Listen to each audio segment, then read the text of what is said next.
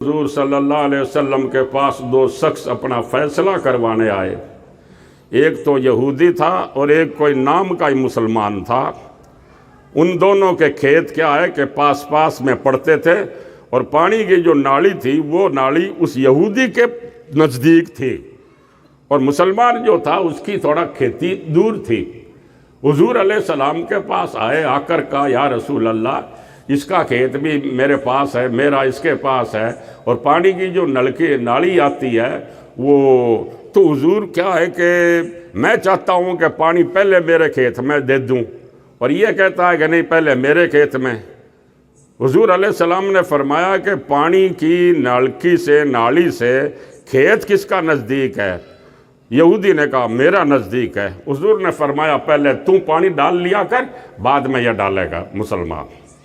واہ صاحب، یہ فیصلہ کر دیا حضور نے، مگر وہ جو نام کا مسلمان تھا نا، اس کو کیا ہے کہ کچھ سمجھ میں نہیں آیا، پلے نہیں پڑی، حضور کی تعظیم اور توقیر کا ذرا دھیان نہیں تھا، اس لیے وہ کہنے لگا کہ ہمارے نبی تو کیا ہے کہ یوں ہی تیرے لیے فیصلہ کر دیا، تو دوسرے مذہب کا اس لیے تیرا دل رکھنے کے لیے فیصلہ کر دیا، ورنہ کیا ہے کہ پہلے میرے کھیت میں پانی آنا چاہیے۔ تو یہودی نے کہا کہ تو پھر یہ فیصلہ تو مانے گا نہیں؟ وہ نے کہا نہیں مانوں گا۔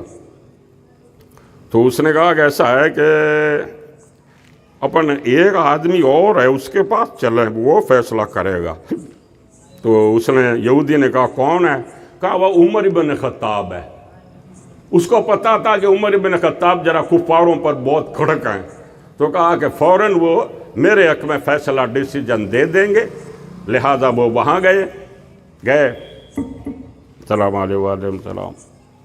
حضرت عمر نے پوچھا کیسے آئے بھائی؟ انہوں نے کہا ہمارا فیصلہ ہے۔ کیا فیصلہ ہے؟ تو کہا کہ یہ اس کا کھیت ہے، میرا کھیت پاس پاس میں ہے، پانی کی نلکی ادھر آتی ہے نالی، اور اس کا کھیت کیا ہے کہ نالی سے قریب ہے، میرا تھوڑا دور ہے، تو ہمارے کو کیا ہے کہ پہلے میں پانی بھر لوں، بعد میں یہ پانی ڈال لے اپنے کھیت میں۔ کہا اچھا۔ اس یہودی نے کہا کہ عمر یہ فیصلہ تمہارے نبی نے کر دیا ہے۔ حضرت عمر نے کہا کہ کس کے حق میں کیا؟ یہودی نے کہا میرے حق میں کیا ہے۔ جب حضرت عمر کو تاو آیا، غصہ آیا، جلال آیا، اور آپ نے جلال میں فرمایا اس سے، جو نام کا مسلمان تھا، آپ نے اس سے فرمایا کہ بھئی جب سپریم کورٹ میں فیصلہ ہو گیا ہے تو چھوٹوڑی کورٹوں میں آنے کی کیا ضرورت ہے؟ فیصلہ تو وہاں ہو گیا، حضور نے فیصلہ کر دیا، اور اب تو آیا میرے پاس۔ اس نے کہا نہیں حضرت، آپ نظر ثانی کر لو، آپ ایک بار اور نظر کر لو۔ آپ نے فرمایا ٹھیک ہے۔ آپ اندر تشریف لے گئے۔ اس نے سوچا کوئی لا کی کتاب لائیں گے، کوئی قانون کی کوئی کتاب لائیں گے۔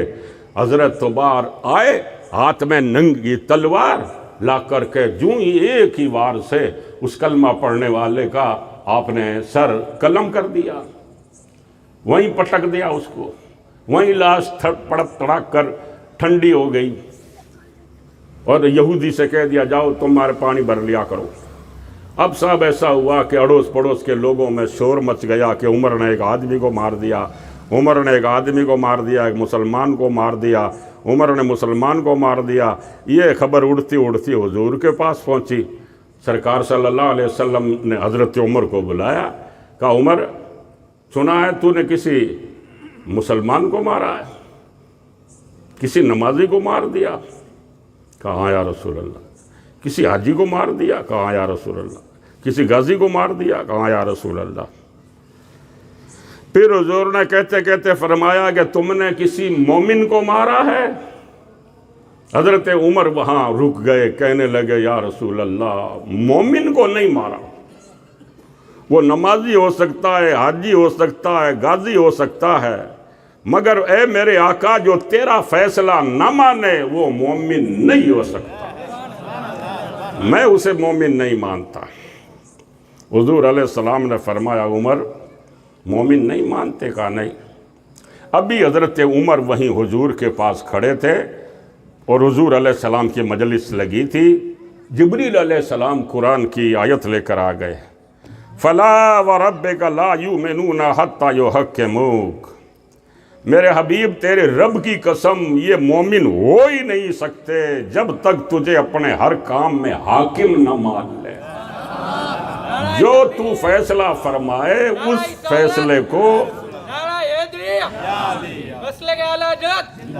یعنی اس فیصلے کے بارے میں قرآن شریف میں آیا ہے، اللہ فرماتا ہے کہ ثم لا یجدوا فی انفسہم حرجا، اللہ فرماتا ہے کہ تو جو فیصلہ کر دے اس فیصلے کے بارے میں زبان چلانا بہت دور کی بات ہے، دوسرا ایکشن لینا الگ بات ہے۔ اللہ پاک نے فرمایا کہ ان کے دل میں بھی اگر خرابی آ جائے گی کہ فیصلہ صحیح نہیں ہوا تو ان کو اسلام سے باہر کر دیں گے ہم۔ دل میں ادب گاہ زیر آسماں از عرش نازک تر، نفس گم کردہ می آیت جنید و با یزید اینجا۔ اب لوگ اس کا ترجمہ یہ کرتے ہیں کہ حضور علیہ السلام کے دربار میں بایزید بستامی اور جنید بغدادی جیسے اولیاء آتے ہیں تو سانس آہستہ لیتے ہیں۔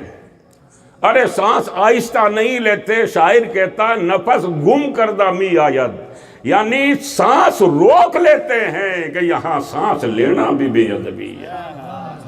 اے پائے نظر ہوش میں آ کوئے نبی ہے، آنکھوں کے بل چلنا بھی یہاں بے ادبی ہے۔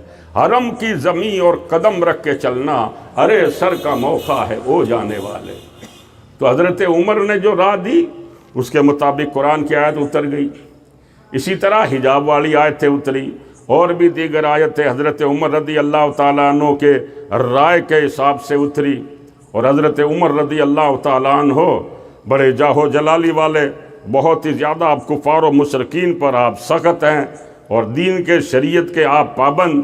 کسی کو بھی حضور کی گستاخی کرتا دیکھتے تھے نا تو سیدھا اس کو قتل کرتے تھے، اور کسی کو شریعت کے مخالف دیکھتے تھے تو اس کو کوڑے مارتے تھے آپ۔